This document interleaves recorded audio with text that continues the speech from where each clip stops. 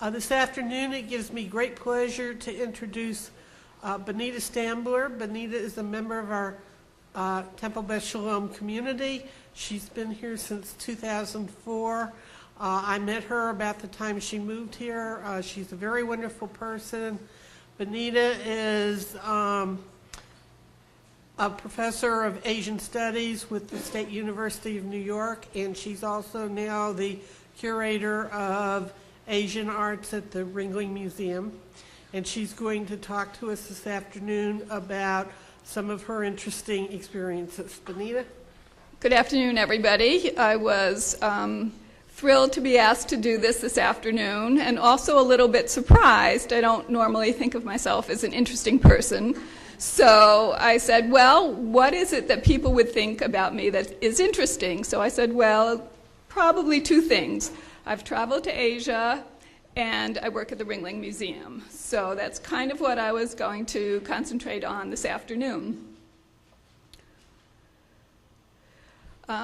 People always ask me how I got interested in Asia, and I don't really know. When I was small, my father, who's the one standing up in this picture with his hands on my shoulders, worked for the Navy, and he used to travel, and when I was about 5, he went to Japan. So he brought me back this great jacket with this huge white tiger on the back that said Japan on it. So I don't know, maybe that's where this whole idea came from. We always had things around the house from Asia, but my father was not a particularly big talker and really didn't talk much about Japan. One of the things that having to do this presentation forced me to do was to go through all my old pictures. I always took pictures wherever I went, but when I got back, I sort of threw them in a carton. And when I moved to Florida from New York, I said, well, that'll be the first thing I'll do when I move. I don't have time to do it before I move, but when I get to Florida, I'll sort out all those pictures. Well, of course, you know what happened. They've been sitting in the same boxes since 2004, but I decided, okay, now's the time.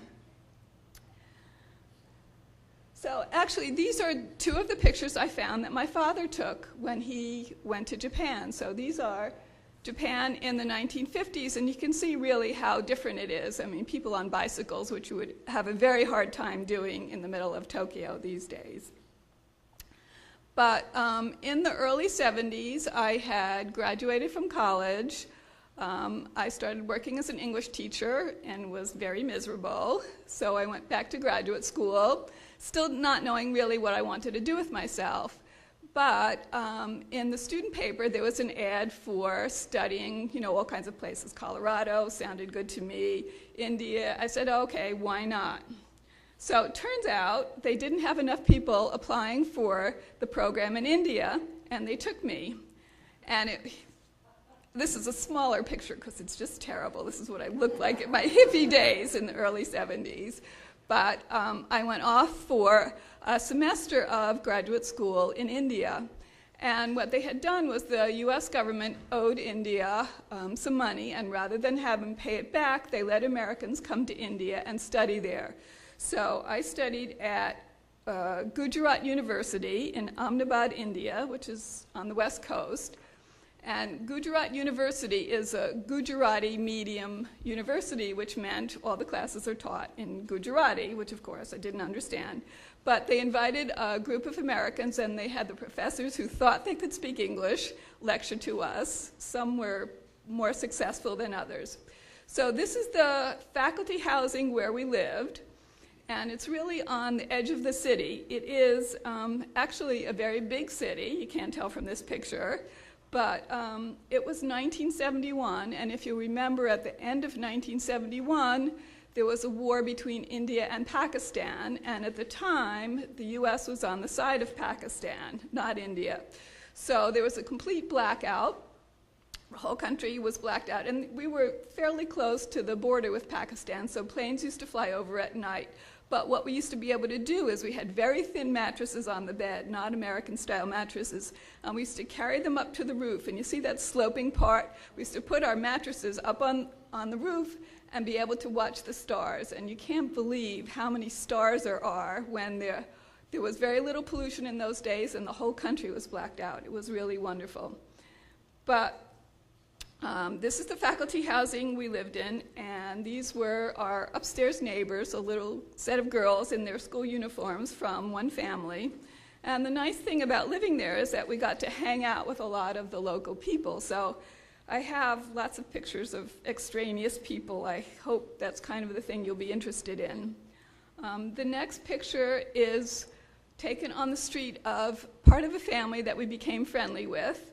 On the left is the father, A.I. McWan. His initials stand for Aloysius Ignatius. And they had been untouchables, and they converted to Christianity so that they wouldn't be considered untouchable anymore. However, whenever we went out to a restaurant to eat with them, they were still the last ones to get their food. People still knew somehow and refused to serve them until we insisted on them. So that's his daughter Monica standing next to him. On the other, me in the middle, again, horrible hair, but his two sons, Pius and Julius, and two of the three little girls. They had one who was disabled, who never came out of the house, and this is Rita and Veronica. And you can see taking a picture on the street was a big deal in those days. We had all kinds of people around us. Oops, sorry. Let's see if we can get back there. So these are just some other people on the street who would come by and just come up to you and try to talk to you and see what you were doing, because although Ahmedabad was a very big city, not so many foreign people at the time. It was famous later on because Gandhi had his ashram or study center there, but at the time it wasn't a big tourist kind of place. So these are two of the McWans taken in their family. You can see his underwear hanging on the line in the back. The whole family lived in what was essentially a second floor porch and one other room. And I never did find out where the bathroom was, if there was any, all that time. And they would, every time we came, they would give us food. They would take us around to meet all their relatives who all performed for us. They would recite their own poetry, show us their drawings, play musical instruments, you can see. And these were people who really had so little and yet so valued all aspects of their culture. So I came back and tried to learn to play an instrument. This is the view from their porch onto the street. You can see all the cows walking past. Ahmedabad was really, as I said, kind of a funny city. We lived down the street from the old age home for cows. As you know, Hindus don't kill cows. So they had this sort of old age home for them, and they would just, if they wanted to, walk out on the street and walk around. This happens to be a group with a bunch of farmers that they belonged to, but the city was very busy in one respect and still very rural in a lot of other respects. Also in the city was a synagogue, and I don't have any pictures that I took of it, but there was a local Peace Corps worker who was Jewish that we met, and he took me to the synagogue, so I got to go to Rosh Hashanah services here in Ahmedabad, India. One of the other things we used to do, which was kind of funny, is we used to go elephant hunting, because every now and then, walking through the streets of the city, you could see an elephant just walking by. So here I was walking around, and you can see how close I was to this elephant, and I hadn't even noticed him. He was sort of walking behind me, and he just appeared. So it was all kinds of things going on in that city. Again, these are two Hindu holy men who were just sitting out on the street in front of a construction site, called us over, tried to chat. Everybody was always very friendly there. Another thing that we used to be able to do is to go out into the countryside. They used to hire a bus with no windows, just canvas flaps, and we used to go driving off into the country. And the roads were so bad in the countryside that the bus driver would go off the road and drive on the riverbed, which was dry and was a lot smoother than the road. And so one of the trips we took was to the village of the head of the university where we were studying. He had not been back in 20 years, so everybody came out to see him and to see us. And these are some of the people who are really trying to get close to shake everybody's hand and to see their old friend from way back. As we went through the countryside, we used to meet a lot of nomadic people. That part of India was really very dry and agricultural, and so people traveled around. I had thought before I went that India was full of jungles and tigers, but that's not true at all. As part of this study program, I got plane tickets to 14 cities around India. So I went here. I'm sure you all recognize this one, the Taj Mahal in Agra. And I went here. This is Benares, where people come to be cremated, and this is the Burning Ghats, where they do that sort of thing. We also got to go to a lot of more intimate events. This is a wedding. You can see the groom up on the horse, all decorated, the groom and the horse being led to meet the bride. And this is a festival. What they do is they take the statues of the gods in the wagon there and parade them through the city. We also went up north. This was the fall, and yet up in the mountains it was snowing. This is in Kashmir, and these are some of the people I went with. There I am, still the terrible hair and glasses.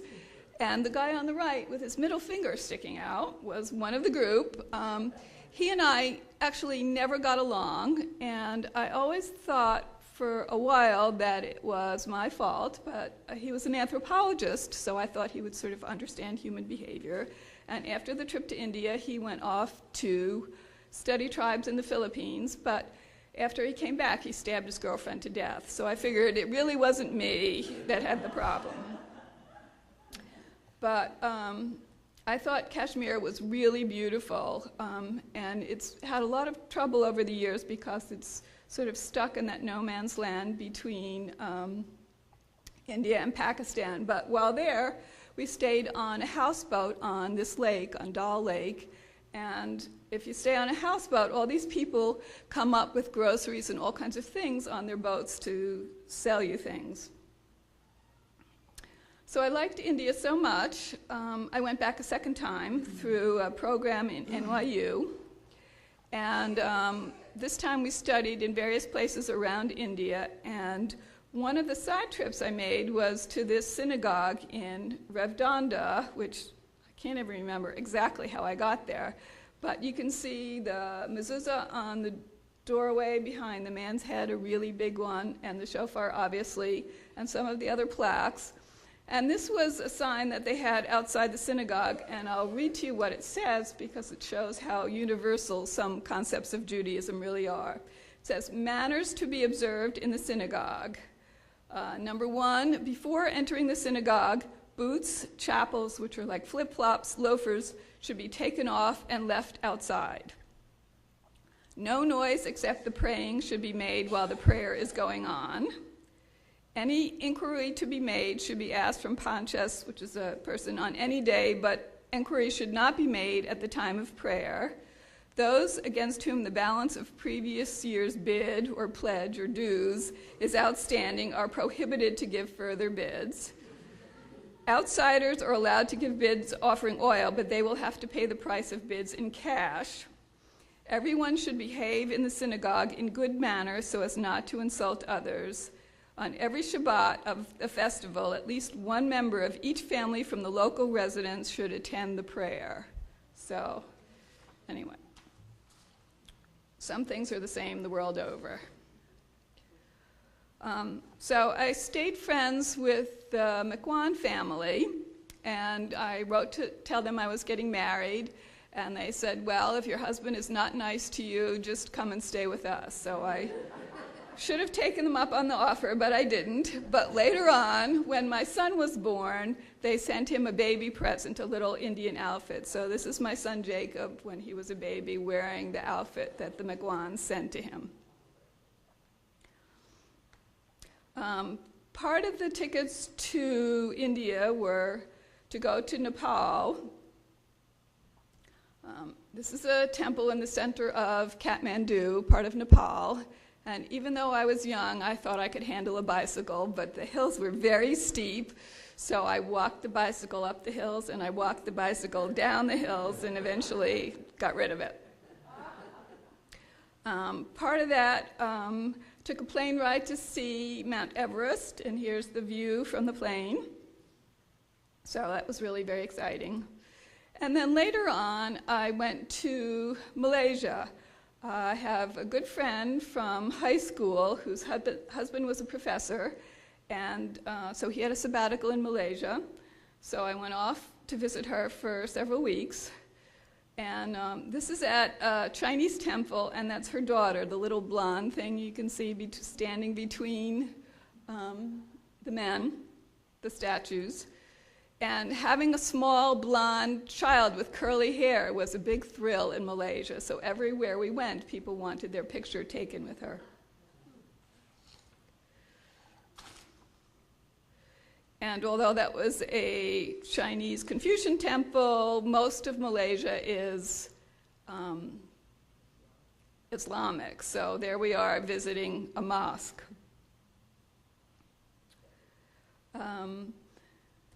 Then I went to China. Part of the NYU program, where I was in India, also had supposedly a trip to China and Thailand, but it was still the early 70s, and so at the time it was very difficult to get a visa to China. So I ended up spending more than a month in Hong Kong waiting for the visa that never came. So finally, after I moved to Florida, it was time to go to China. And my first trip was on a Jewish heritage tour to China. So part of that trip was to go to Kaifeng, which is where the Jews lived in ancient times in China. Kaifeng was special because it was the capital of China at the time, and about 1100 was the largest city in the world. So this is a recreation of an event in Sung Dynasty China that they dressed up every day and did a little presentation for the tourists. But we also went to various remnants of the Jewish community. And this is the widow of the last male descendant of the rabbi of Kaifeng. And you can see behind her that small red and white picture on the wall is a reproduction of the old temple in Kaifeng. Her daughters, although we wouldn't consider them Jewish, still do paper cuts in ancient Chinese art of the Jewish temple in Kaifeng. We also went to one of the local men who is also a descendant of the Jews of Kaifeng, and he holds services in his house. That's his wife, and his second daughter, his oldest daughter, is in Israel. Then I went to Shanghai, where there was remnants of the Jewish community, mostly as a result of refugees of the Second World War. And there's an Israeli there who gives tours of all the major Jewish sites, the Jewish ghetto, all those kinds of things. So we did that. And then in Hong Kong, we went to the old synagogue from the same family. This is Ohel Leah, and that's the outside and the inside of that synagogue. We also went to every kosher restaurant we could find in Hong Kong, and several more than Sarasota has. So I really enjoyed being in China. The difficulty with the Jewish Heritage Tour is that everything just went by so fast, so I decided I wanted to go back and spend more time in one particular place. So I found a program where you could volunteer in China, so that's what I did. I stopped in Beijing for a few days. This is an old Ming Dynasty house that has been converted into a hotel. And then I went off to Xi'an. Xi'an is famous for, of course, the warriors, and there's sort of a museum complex there. But I stayed in the city and volunteered at the museum in the city. So this is where I live. This is the apartment complex that I lived in. It was very fancy. You can see kind of the underground parking, very glamorous, very much unlike the faculty housing in India, where there was no hot water for 4 months. This was much nicer. TV, VCR, everything. And what I did is, this is the Shanxi, the Provincial History Museum, which was right down the block. And these are the English guides. If people come to the museum and want a tour in English, there's no recorded tours. One of these young women would have to give the tour. and they needed practice with their English, so I got the same tour over and over, which was really wonderful for me. I finally got the hang of it by the end of my stay. But it was really nice being in the center of the city because there was so much to do. So, for example, just down the corner, they had outdoor cafes, you know, McDonald's, anything you could possibly want. This is what it looked like during the day, and this is what it looked like at night. So always something going on, very lively. Another block down the street, there was a Buddhist temple. This is two of the nuns from the temple. And one of the things that it was famous for was its vegetarian food. And they used to make all kinds of things that looked like meat dishes, but all vegetarian all the time. So this was a woman who had been here in Sarasota working for the Ringling Museum, but actually lived in Xi'an and is now working at one of the other museums. So I had somebody to hang out with while I was there. Xi'an is also famous for the Muslim quarter. It has one of the largest mosques in China, and there's a whole section where there's lots of food and things for sale, and it was always very lively in the evening. And I volunteered at the museum, but my roommates, you can see the one in yellow in the back, volunteered at a school. So when I wasn't working at the museum, I got to go to school with them and help them teach English to the kids, and they were so adorable. So here are the girls posing for the camera, and here are the boys posing for the camera. Love the dimples on that middle one. Also, as part of the original trip to Hong Kong, I went to Thailand, and then summer before last, I went back on a trip to Southeast Asia. So here are 3 photos of Bangkok in the evening. This is the Grand Palace, as seen from a boat on the Chao Phraya River. In contrast to that, this is the Pat Pong red light district. You can see probably as many pharmacies as bars and nightclubs.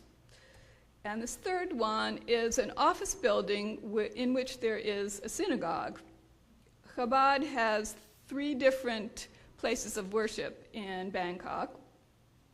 This one is really more for businessmen because it's right downtown, but it was the easiest one for me to get to.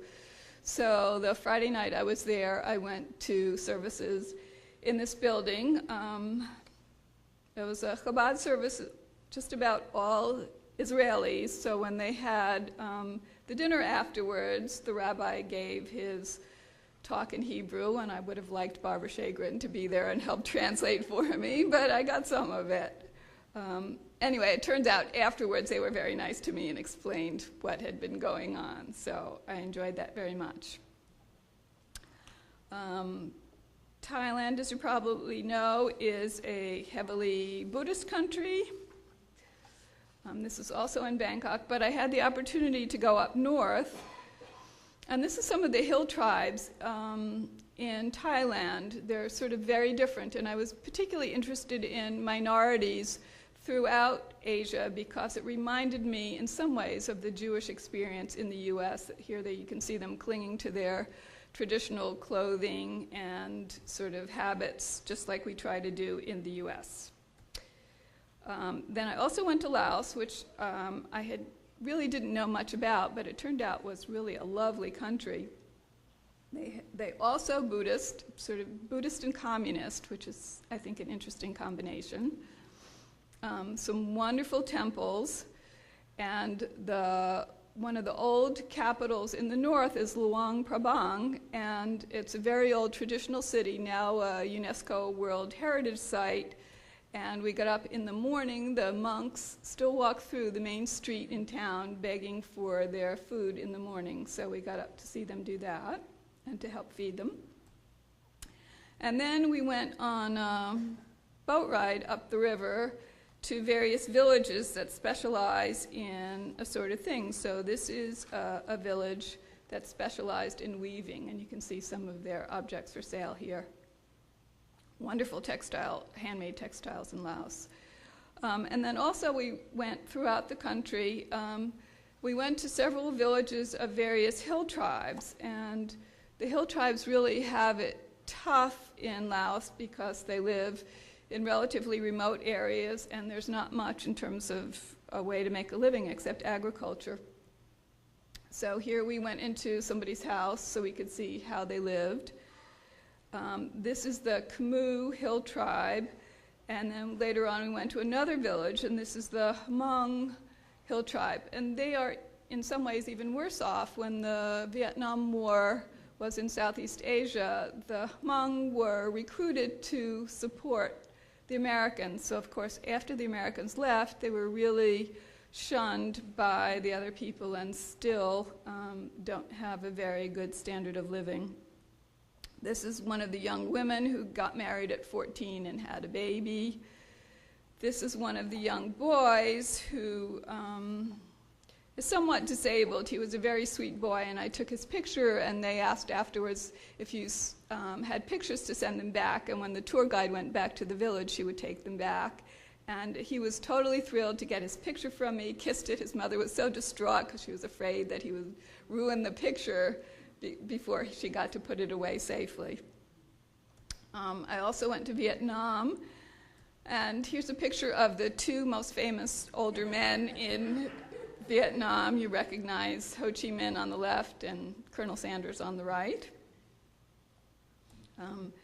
Then I went to Cambodia because I really wanted to go to see Angkor Wat, and here it is, unfortunately, slightly being renovated at the time. Angkor Wat was built around the 1100s. It's the world's largest religious monument, and it has a carved frieze that's a mile long. It was absolutely wonderful to see. This is a different temple, Ta Prohm, and they left this temple so you could see what all the temples in this part of Cambodia looked like when the French explorers came in to rediscover them, because the jungle had just grown around them, and they have sort of cut back the jungle from the rest of the monuments, but left this one so you would see what it looked like. We went to visit a school, another village. This is boat people who are Vietnamese in Cambodia. So not only are they poor because they're in Cambodia, but they're discriminated against because they're Vietnamese in Cambodia. So another group with kind of a tough life. Then one of the things I had done when I was studying is because I was interested in these minority groups, I wanted to go to Orchid Island, which is an island off the coast of Taiwan. So here you can see there's mainland China, there's Taiwan, and that little dot out in the middle of the ocean is Orchid Island. So what we had to do, the pilot and co-pilot were having dinner. We had to go to the restaurant where they were having dinner, sort of pay them for the flight, and then get up early in the morning, go to what was essentially a grassy field, and have our bags searched by the police and get on this tiny plane and fly over to Orchid Island.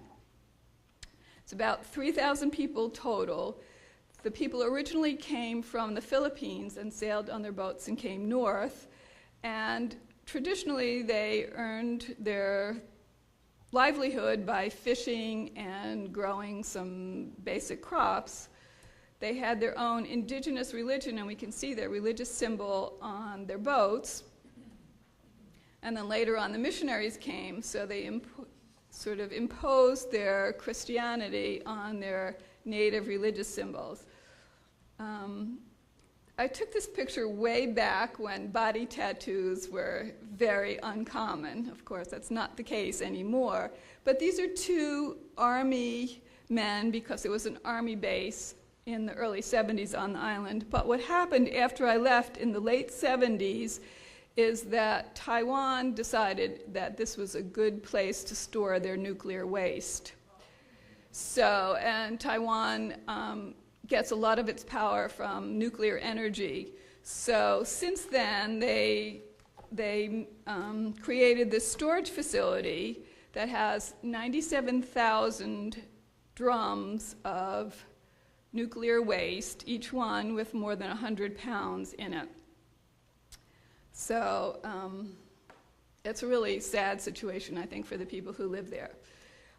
But I do have a little bit of a funny story to tell. We flew back later in the day, and I had gone with these two guys, Roy and Tony, and after spending the whole day with them, they were really driving me crazy. So I said, okay, well, I'll leave you guys, and I'll meet you back at the train station when it's time to leave and to go on to our next stop. So I started walking off and walking around the city, which is on the southern coast of Taiwan, and I didn't realize how tired I was. So I finally just leaned against this planter on the street, not really knowing what the building was or anything. The policeman came out of the building and he said, would you come inside with me? And I said, oh my goodness, is there a law in Taiwan about touching planters and touching trees? I didn't know what it was. So I went in, and it turned out it was the policeman from the airport in the morning, and he had recognized me, and he invited me in to practice his English on me. So I had 3 policemen, and we were trying to chat in English and having a very nice time. They were very nice to me, and I said, well, look, I have to go. I have to meet these 2 guys because we're leaving town. So they said, well, we'll walk you to the train station. So I come marching down the street with these 2 huge policemen on either side of me. You should have seen the faces on those 2 guys. Well, after I moved to Sarasota, when I first moved to Sarasota, there was an Asian art museum. I said, this is great, my kind of place. And then it closed, and I read that the owner of the objects in the museum were donating them to the Ringling. So I called up the Ringling, and I said, could I volunteer to work with the Asian art? And they said no. They said, if you want to volunteer here, you have to be willing to work with everything. So I said, well, I'm really only interested in the Asian art, so thank you, but you can keep my letter in the file. And several years later, they called up and said, still interested? And I said, of course. So I started volunteering at the Ringling Museum to work with Asian art. And at the time, there was no Asian art curator. And they had some woman who they would fly down to New York to help with the exhibitions. So it was very awkward. So the head curator asked if I would be willing to do an exhibition of Japanese prints. And I said, fine, I don't know anything about it, but I'm willing to learn. So that was my first exhibition at the Ringling. They have a collection of about 80 Japanese prints from about the 1950s. So that was my first exhibition. Then I worked with the Asian art curator, and we did this exhibition on Turkoman jewelry, which was a lot of fun. And then the curator left. So by myself, I got to do the 2 exhibitions that just closed at the end of October. One on ceramics from China, Japan, and Southeast Asia, and one on jades from China. So it's really been a lot of fun for me, learning as I go. So this is the next exhibition that's opening November 19th, and this has been quite a challenge because nobody seems to know that John Ringling actually purchased Asian art. They think he's all about old masters, but it was not true. So this exhibition talks about, speculates about really, because there isn't much evidence about why John Ringling would have bought Asian art for his museum. So I hope everybody will go. If you're not already a member of the museum, I brought discount coupons, so to encourage you to go. I'm also working on, at the moment,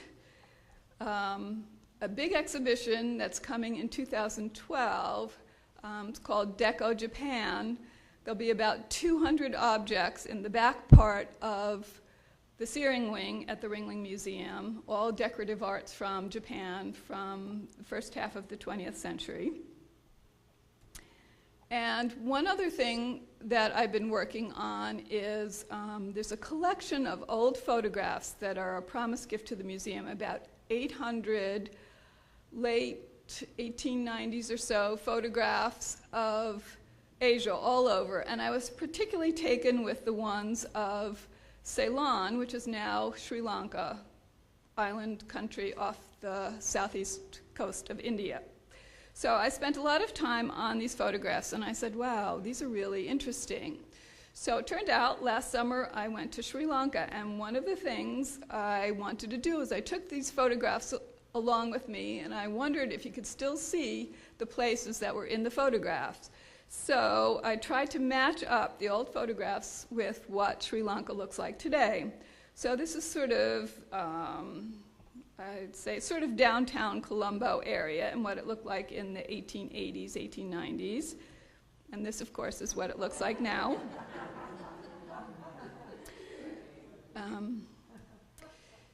I love this photograph. These are 4 chieftains from Kandy, which was the last independent part of Ceylon before it fell to the British.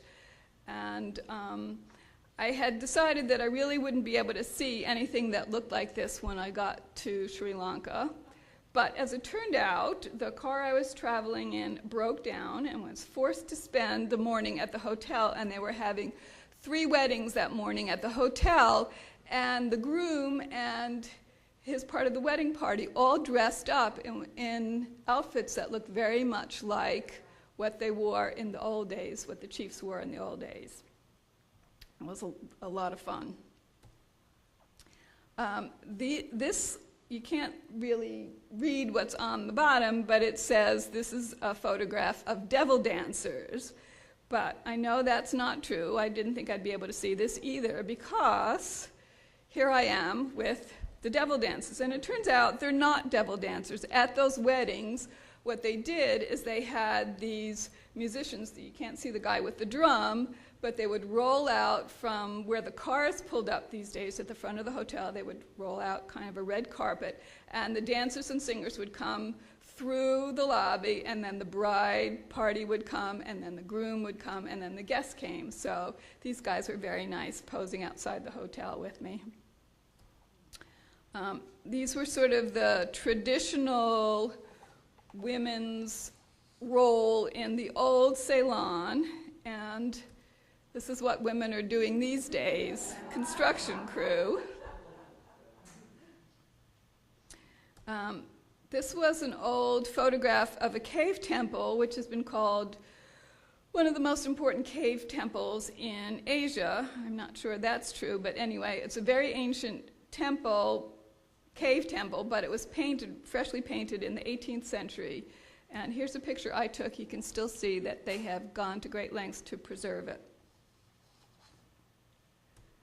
So, there we are.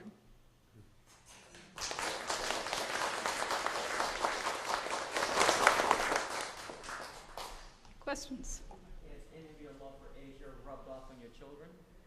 I only have the one child. No, he went to study in Paris. He knows what he's doing. He's not interested in traveling to Asia. Jewish life of the native people, not the, not the foreign businessmen, in, like you mentioned, in Thailand. In Thailand, but I'm not interested in that so much as the local Jewry in the various countries you visited. a little bit. There isn't much local jewelry left in a lot of places when they could go to the U.S., when they could go to Israel, when Israel first began. For example, all the Jews in Shanghai who escaped the war in Europe then moved on to other countries. The Kaifeng Jews are still there. In Thailand, there aren't any. And for example, Sri Lanka, I tried reading about Jews before I left, and I really couldn't find anything about Jews in Sri Lanka before I left. After I got back, I finally found one article. There were some foreign Jewish women who had married Sri Lankan men and tried to research the community, and it turns out there was an old synagogue, and it was right across the street from where I was staying in the hotel, but all those buildings have been leveled because of urban renewal, so there's no longer a Jewish community. There is still a Chabad, seems to be sort of everywhere in Asia, but there's very little in the way of the indigenous community, except in India, where I went to the synagogue. But even a lot of those people have left and moved to Israel. Mm-hmm. Judy? I was in Hong Kong many years ago, but what I wanted to tell you is that 2 things. Our Havara group decided that we would check on where the not the Americans, but the European people had to run and get away from the Nazis in Germany and what was going on in the World War, and they all ran to Asia. And Singapore is on the bottom, but what was the city on the top? Harbin. You mean Harbin? Maybe it was Harbin, but many, hundreds of thousands of Jews were taken in very easily there, and they were helped out quite a bit during World War II. Well, Shanghai, I think, was the only open port to the Jews. Then that's where they went. At the time. That's where they went at the time. But I went to Hong Kong several years ago because a very close friend of ours who was with the IBM company had been asked to go and stay a year. And we had an absolutely marvelous time. This is a piece of jade from the vacation. Yeah, from the vacation. It was so easy to buy jade there. They had tents, filled with, and they were having sales. And then the shops They were also sell it at the Ringling Museum gift shop. And the Chinese people who have come to said that it's cheaper here now than it is in Asia. So, well, not that I'm putting it above the museum. I wanted to tell you also that your exhibit of the Chinese jade that I saw, I think 3 times last year when you brought it back from, I don't remember where you told me you brought it back from, Asia. It was the most outstanding jade group I had ever seen, because we went into the museums in Hong Kong and around in Thailand. We were there too, but nothing compared to what you had picked out. Especially the large pieces were absolutely out of this world. So I'm looking forward to the little pots that you got next month or whenever. Well, it turns out the Ringling is working on plans to renovate the West Galleries for an Asian art wing, and they will be adding a spectacular addition in a couple of years, and there will be an atrium just for the Chinese jade, so it will be on exhibition permanently, I think.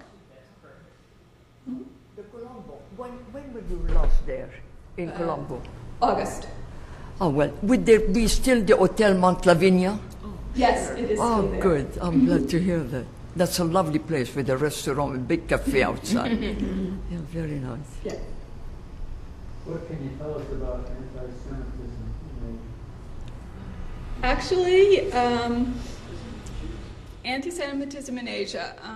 I did the book review here on Peony. I don't know if you've ever read that, by Pearl Buck, and it was about Jews in Asia in 19th century. And the trouble then was that the Jews were not discriminated against. They studied Chinese classics so they could be part of the civil service system, and what happened is they got integrated, intermarried, and sort of that's how the communities tended to die out. There was very little anti-Semitism, a little bit in Thailand and a little bit in Japan, but I think Japan mostly because they don't like outsiders very much at all from any other culture. So not like they don't have the same experiences that Jews had in Europe and other parts of the world. Jonathan? One of the joys of traveling is that you get to see how other people do things, how other people live, and you have the benefit of seeing that experience. Asia is obviously not homogeneous, and all those different places have very different cultures.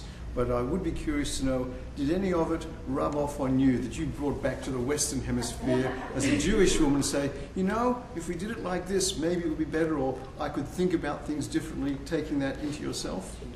Well, I wish I could say that. I'm not a meditating kind of person. I'm not a yoga kind of person, much as I've tried. I do think there are a lot of similarities in some ways between Buddhism and Judaism. And someday for a Rosh Chodesh group, if I'm not doing anything else, I would work on that. But I try to be even-tempered and do all those kinds of things, and it doesn't always work. So I'm not sure it's really rubbed off sufficiently on me. I'm still working on it, right? In a recent issue of Time, they highlighted 11 Indian men and 1 Indian woman who had these enormous companies, actually American companies. Google, one of them is going to be the successor to Warren Buffett's group, Berkshire Hathaway. What was interesting in the article was they were trying to determine, all of these people went to the university in India, preferred to go there as opposed to Harvard and Yale, started studying the test for admission to the Indian university when they were age 7, trying to figure out in the article to analyze why Indian people apparently had the advantage of higher education. Was it genetic? Did you find that in the Asian countries that there were people striving to be successful in the United States? Absolutely, everywhere. I mean, even just to talk about the last trip to Sri Lanka, the tour guide, this really lovely man, he had grown up in a village, came to Colombo. His family was poor. His father drank. They had no money. Came to Colombo when he was 14 by himself, started to earn a living, taught himself English enough to become a tour guide. And his biggest goal in life is to earn enough money so that his 2 young sons can go study abroad in either the US or England, which is a little bit easier for them. So he pays this incredible amount of tuition to send his younger son to an English medium school in Colombo so he can be fluent enough in English that he won't have a problem when he goes off to university. So, still true. All kinds of places. I don't know how much time you spent in these different countries, but what is your feeling in terms of whatever you want to share, the spirituality and the basically the culture that you felt was inspiring or interesting to you that you would share with us? I was surprised when I went to Sri Lanka this time because I had spent probably 6 months altogether in India, and I thought they were sort of so close together that it would be sort of like India, but I forgot that India is mostly Hindu and Sri Lanka is mostly Buddhist. So they were just totally different kinds of cultures. But one day we did go to this temple complex where there was a Buddhist temple, a Hindu temple, and a Muslim temple. The Muslims believed that Moses had come to that particular temple to teach while he was traveling around Asia. But the way they approached religion was just so very different. The Buddhist temple, they would buy a flower, buy a candle, go up very quietly, pray, and then walk away. At the Hindu temple, they were dancing in costume and sticking spears through their cheeks and all kinds of things. It was a totally different approach to religion. What's nice about Sri Lanka, I think, for the most part, is they can integrate all those things. And I think a lot of the countries have managed to integrate their various religious groups, not so much ethnic groups, which is why I think Sri Lanka still had that 20-year-long civil war. So there's a lot of political conflict, but not so much religious conflict, which I think is really nice.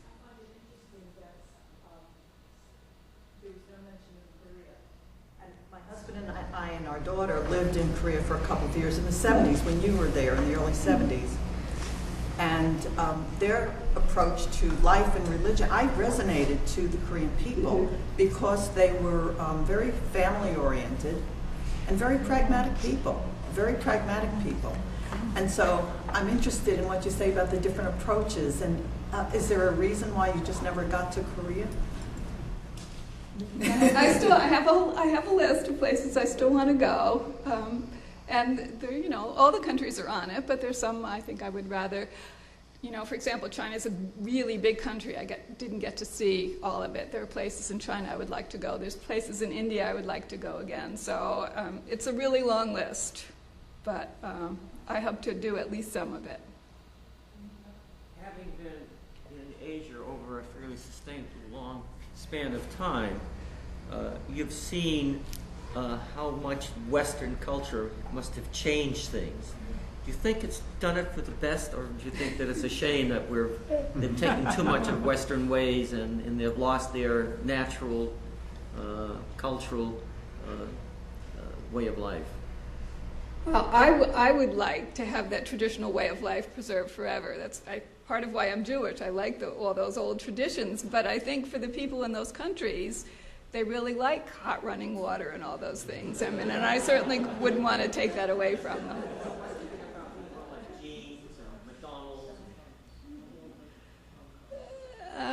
Well, there's an interesting article, and you can find a little bit of it online.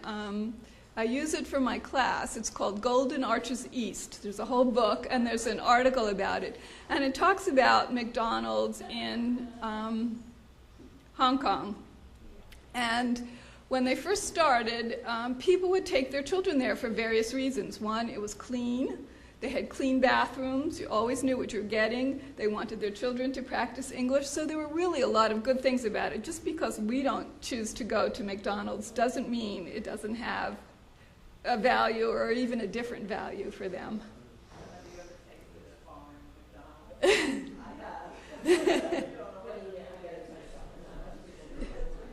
Yes. Actually, the Indian Jews are called B'nai Israel, and they were really not accepted in Israel as Jews when they first came, and they were told that they had to convert to Judaism, and there was a big fight in the government until they were accepted as a Jewish tribe. There's several different groups of Jews in India. The B'nai Israel is one particular group, and yes, there have been problems. There's also a group in the Northeast Hills, and they've just been emigrating to Israel. There'll be a lecture at the Longboat Key Synagogue that broadcast from the 92nd Street Y in a couple of weeks, if you'd like to hear about them. So yes, there have been problems, and even in China, they have recognized minority groups, and Jews are not recognized as a minority group in China for various reasons. So there have been conflicts. I don't want to say it's all been absolutely wonderful for everybody, but. Judy? When we spent about 3.5 weeks with our friends from Boca Raton that were with IBM, and they were in Hong Kong, we used to get together for lunches at various restaurants and hotels with the IBM people. So one day Joe calls up, he was our host, he calls up, he says, let's go out for lunch, but not to where we've been going. I can't eat another Chinese meal. And he says, I'm coming home within a half hour, so girls, you get ready so we can, walk down to the restaurant. So we got all excited, we got dressed, and he came, we went down to 18 floors to the main floor. And Hong Kong, this was the downtown Hong Kong, they lived in a magnificent, magnificent building looking onto Hong Kong Harbor. And the people were running around the streets. They looked just like New Yorkers, all dressed nicely. It was really funny. And so we walked over to the restaurant. We get there, and I said, oh, my God, it's got the gold arches. It's McDonald's. Joey wants to eat at McDonald's. Okay, so we walk in. He says he was just sick of the food in China. We walk in, and it's a 2-story McDonald's, and on the second floor is this wonderful pianist playing these beautiful songs. So we ordered our lunch. We sat down, and we ate it. It was really good, so I thought it would be nice to get up. And the men behind the counters were wearing tuxedos, black and white tuxedos. So I walked over and I said, I just want to tell you, I'm from America, that the food here in McDonald's today was just delicious. He says, oh, you American? I said, yes. He says, midnight every night, plane comes in. We go over in car and truck, and we take off big cases of food, all from America. Bring them back here and cook them. So it was all American food in downtown Hong Kong. And there are incidents of heart diseases. Well, thank you all very much for coming. I really appreciate it.